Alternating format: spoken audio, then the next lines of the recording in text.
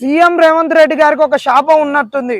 ఏంటంటే నిరుద్యోగుల విషయంలో సత్యం మాట్లాడితే తలబలి ఏమన్నా అవుతాడేమో, లేకుంటే ఈయన పదవి గండం ఉందేమని ఒకళ్ళ శాపం ఉందేమో. ఎందుకంటే ఇప్పటికి వాళ్ళు అనుకుంటారు ఆ రోజు డిసెంబర్ నాడు ఆ రోజు ముహూర్తం సరి లేకున్నా వద్దని చెప్పినా ఒక కీడు ముహూర్తం రోజు వీళ్ళు ప్రమాణ స్వీకారం చేసి అందుకనే మనకి ఇంత జరుగుతుంది అంటున్నారు. మరి అదే బాపనాయన మరి ఈయనకి ఏమైనా చెప్పిండే పూజారులు కూడా. ఎందుకంటే ఈయన అధికారంలోకి వచ్చినప్పటి నుంచి కూడా ఇప్పటి వరకు నిరుద్యోగుల విషయంలో ఏ ఒక్కటి కూడా సత్యం మాట్లాడట్లేదు. అన్ని అసత్యాలనే ఇదే వాస్తవాలని ప్రచారం చేస్తున్నారు. వీళ్ళు ఎంత దౌర్భాగ్యంగా మాట్లాడుతారు సీఎం గారు అంటే, ఆయనకి ఇక మేము వాళ్ళు మాట్లాడితే వాళ్ళు ఏ బూతు మాట్లాడినా అది ఎంత సత్యవాక్ అవుతుంది అంటే ఒక భగవద్గీతలోని ఒక వాక్ అవుతుంది. ఎందుకు అన్న ఈ మాట చెప్తున్నామంటే, స్టూడియోలో యోయో స్టూడియోలో లైవ్ డిబేట్లో ముఖ్య మంత్రి గారు ఎవరైతే పొంగులేటి శ్రీనివాస్ గారు ఉన్నారో వాళ్ళు 6 నెలల నుంచి ఇగో రేపో మాపో అని అంటున్నారు. సోయి లేకుండా ఇట్లా జీపీఓ నోటిఫికేషన్ గురించి మాట్లాడతారంటే మంత్రిని సోయి లేదంటామని ఆయన నా మీద దాడికి వచ్చిండు. ఒక ఆయన మానవతరాయ్, ఆయన అందరు అంటారు మానవత్వం లేదు, అలా ఒక రాయి బండ, ఆ బండకి ఏందే లేదు, బండరా లేడని తప్ప అని అంటున్నారు. ఇది కింద కామెంట్లలో అంటున్నారు, సమాజం అంటున్నది. అంత సోయి లేకుండా మాట్లాడినటువంటి ఆయన తర్వాత ఈయన వీళ్ళు ఎట్లా మాట్లాడుతున్నారంటే ఆ పదానికి అట్లా అన్నారు.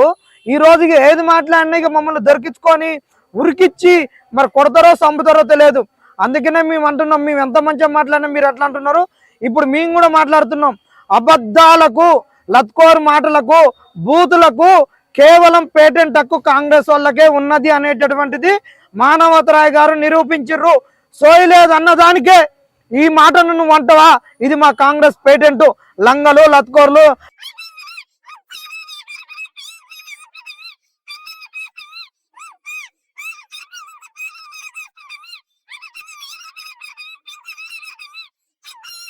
ఊడగొడతామని మాట్లాడే మాటలు మా కాంగ్రెస్ కున్న పేటెంట్, ఈ పేటెంట్ ను వేరేటోడు ఎవరు తీసుకున్నా మీ మూకమని అన్నట్టే ఉంది మానవతరాయ్ గారు మాట్లాడింది.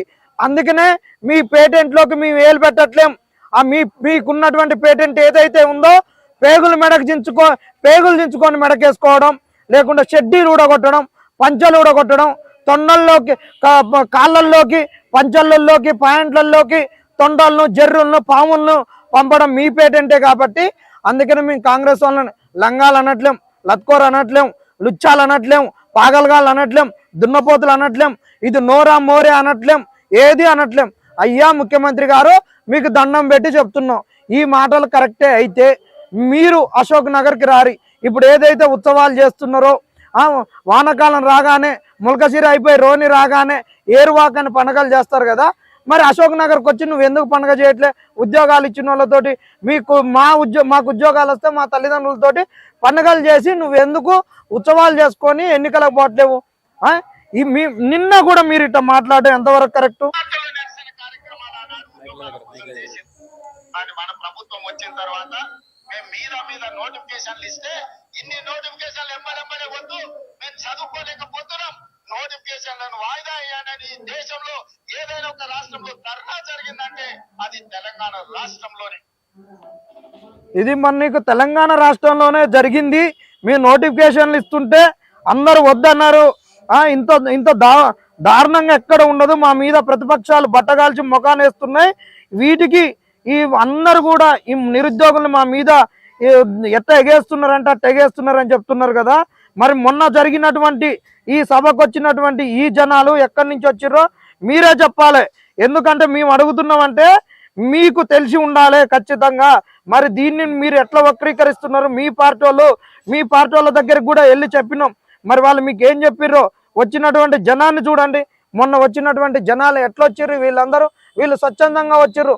నీ కాంగ్రెస్ పార్టీ వాళ్ళు బిర్యానీ ఇచ్చినా లేకుంటే ఇంకేమన్నా పోపిచ్చినా వాళ్ళ బట్టలు ఊడబిక్కొని, మీ భాషలో చెప్పాలంటే బట్టలు ఊడబిక్కొని రోడ్ల మీద పొరలేటట్టు తాపిచ్చినా కానీ మీకు ఈ సభకు రాలేదు. ఇందిరా పార్కు దగ్గర గత 2 సంవత్సరాల నుంచి ఇంతమందితోటి ఎవరు మీటింగ్ పెట్టుకుంటే మీ వాళ్ళు ఇక్కడ ఉత్సవాలకు మీ కాంగ్రెస్ వాళ్ళు పెట్టుకున్నటువంటి సదరు పండుగ ఇంకేదో పండుగ దానికో రోడ్లు బ్లాక్ చేసిర్రు.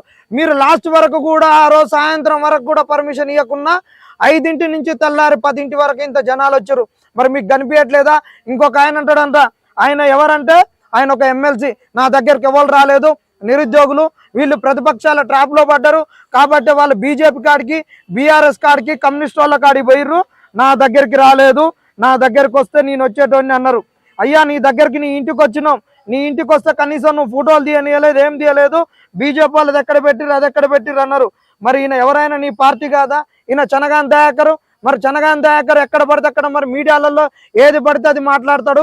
మరి ఈ చనగాన్ దయాకరు మీడియాలలో 4 గోడల మధ్యలో మాట్లాడేటటువంటి దయాకరు మరి చేతనైతే మరి ఇక్కడ వచ్చేట మేము పెట్టినటువంటి విద్యార్థి నిరుద్యోగ మహాగర్జనలో ఎందుకు గర్జించలేదు?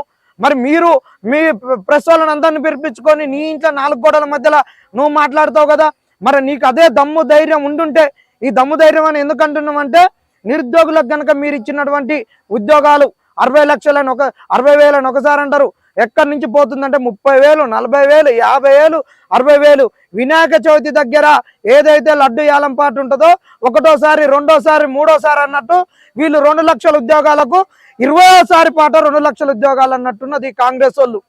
మరి ఆ పాటలు యాలం పాటలు పాడినట్టు మాకు ఉద్యోగాలు ఇచ్చుంటే మరి విద్యార్థి నిరుద్యోగ మహాగర్జన కాడికి ఎందుకు రాలేదు? నీ గుండెల మీద చేసుకొని చెప్పరి. మీరు అన్నట్టే మేము బీజేపీ వాళ్ళని కూడా అడిగినాం, అందరిని అడిగినాం, మాకు కావాల్సినటువంటి ఉద్యోగాల గురించి అందరిని అడుగుతాం, అందరిని నిలదీస్తామన్నాం. మరి మీరు ఎందుకు రాలేదు? ఇలా మా దాంట్లో ఘర్షణలు సంఘర్షణలు అన్ని ఉన్నాయి, ఇన్ని ఉన్నాయి అన్నారు కదా. మా దాంట్లో ఏం ఘర్షణలు సంఘర్షణలు లేవు. మేము నిరుద్యోగుల ఏకతాటి మీదనే ఉన్నాం. మీ పార్టీ మీది సెక్యులర్ పార్టీ, మేము రాజ్యాంగాన్ని గౌరవిస్తాం అనేటటువంటి ఒక ఐడియాలజీ పైన ఉన్నాడు. కాంగ్రెస్ లోనే మీకు లుకలుకలు ఉన్నాయి. ఒక ఐడియాలజీ తోటి అందరిని బంధించి పెట్టొచ్చు.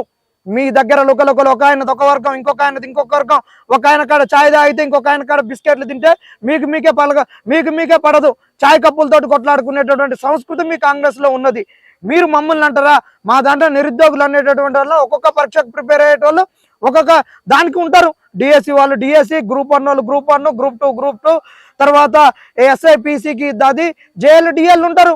వీళ్ళందరూ నిరుద్యోగులే. ఎవరి సిలబస్ వాంది, ఎవరిది వాడు, ఎవరి నోటిఫికేషన్ ఉన్న లీగల్ లిటిగేషన్స్ వాంది. డిఎస్ ఉన్న దాంట్లో రిలింక్విష్మెంట్ లేదు, గ్రూప్ లో ఉన్న దాంట్లో రిలింక్విష్మెంట్ లేదు, వానికి తెలుగులో పెట్టలేదు పరీక్ష. గ్రూప్ 1 కి 29 జీవో తీసుకొచ్చినావు, ఎస్ఐపిసి వానికి 46 జీవో రద్దు చేస్తున్నావు. ఏ నోటిఫికేషన్ ఉండాల్సిన లిటిగేషన్స్ అయి ఉన్నాయి. దాన్ని కొట్లాడేటోళ్ళు దాన్ని కొట్లాడతారు. మా ఉమ్మడి కాజు ఉద్యోగాలు రావాలి, లిటిగేషన్ లేనటువంటి నోటిఫికేషన్ రావాలి. అందరం ఒక్కడికి వచ్చినప్పుడు వస్తాం. మీరు ఒక్కొక్కళ్ళు నిరుద్యోగులు ఇన్ని కూటమిలు ఉన్నారంటే ఏ నోటిఫికేషన్ ఆ నోటిఫికేషన్ అనుకుంటాం. ఒక సిద్ధాంతం మీద ఉండేటటువంటి మీరే ఒక రాహుల్ గాంధీ గారు మాకు నాయకుడు అనేటోళ్ళే, ఇక్కడ పిసిసి మాకు నాయకుడు అనేటోళ్ళు, మా రేవంత్ అన్న ఏది చెప్తే మాకు వేదవాక్ అనేటోళ్ళు.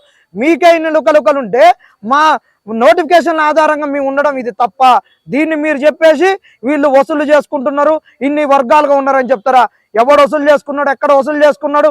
సాక్షాత్తు 2,5 లక్షల ఖర్చు వచ్చింది. ఎవరిని అడిగినో చెప్పరి.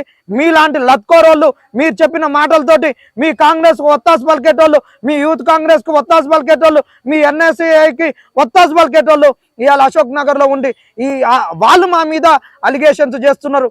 మేము చెప్తున్నాం నిరుద్యోగులారా, ఇవాళ బల్మూరి వెంకట్ గారు, లేకుండా రియాజ్ సారో, లేకుండా కోదండరామ్ సారో, లేకుండా సామ రామ్మోహన్ రెడ్డో, ఇంకెవరికో ఇక్కడ జరుగుతున్నటువంటి అంశాలను చెప్తే మీకేదో ఉద్యోగాలు ఇస్తారనో, మీకేదో పనులు చేస్తారనో మీరు బ్రహ్మలలో పడకండి.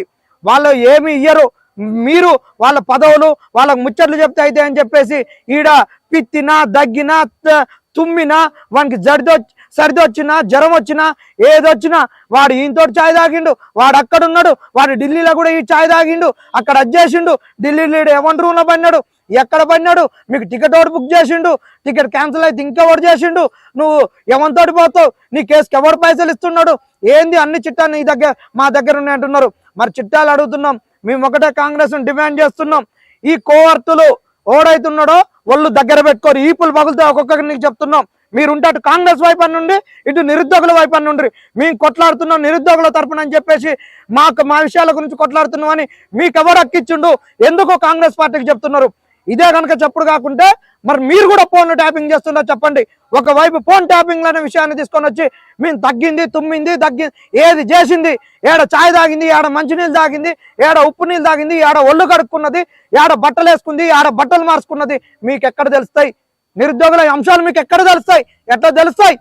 మా ఫోన్లు మీరు ట్యాపింగ్ చేస్తురా, ఒకవైపు ట్యాపింగ్ అంటూనే మరి ఇది మీకు ఎట్ట తెలుస్తుందో మీ ఎమ్మెల్సీలు చెప్పాలి, మీ కాంగ్రెస్ నాయకులు చెప్పాలి. గవర్నమెంట్కి ఒకటే చెప్తున్నాం, ఖబర్దార్ కాంగ్రెస్ నాయకులారా, మోసం చేయొద్దు, మీరు అబద్ధాలు ఆడొద్దు. మీరు అనుకుంటున్నారు స్థానిక సంస్థలలో మాకేం జరగదని, ఒక్క 3 రోజులలో మీరు చూడబోతారు ఈ రాష్ట్రంలో ఏం జరగబోతుంది, ఎన్నికల చైతన్యం ఎట్టుంటుందని మీకు చూపిస్తాం. దీన్ని ఒళ్ళు దగ్గర పెట్టుకొని నిరుద్యోగుల మసలాలే, తప్పుడు సమాచారం ఇచ్చేటోడు ఒళ్ళు దగ్గర పెట్టుకోవాలి. కాంగ్రెస్ వాళ్ళు కూడా నోరు దగ్గర పెట్టుకోవాలి. మా మీద అవాంఛనీయంగా మాట్లాడొద్దు, ఈ నిరుద్యోగాల గురించి మీరు మాట్లాడొద్దు. మాట్లాడితే స్థానిక సంస్థల్లో ఖచ్చితంగా బుద్ధి చెప్తాం.